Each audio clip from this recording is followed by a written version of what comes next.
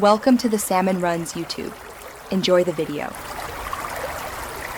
You start by confirming prerequisites.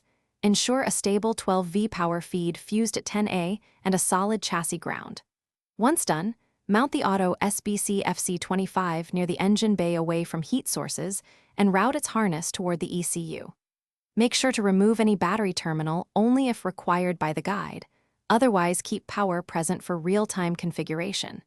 You use an 8mm and 10mm socket, multimeter to verify voltage, and label connectors so you won't swap signals later. Now you wire the harness. Connect the FC25 power, ground, and ignition switch 12V first so the unit has stable startup behavior. Next, link can H and can L to the vehicle network. Make sure a proper termination resistor is in place to avoid bus errors. Once connected, attach sensor feeds, TPS, MAP, coolant temp, using dielectric grease to prevent corrosion. You then power the system and watch for ECU comms light. If it doesn't blink, recheck can polarity and harness pins using the multimeter. Finish by connecting the FC25 to its configuration app and loading the correct base map. Choose engine type, displacement, and fuel type so the controller applies appropriate tables.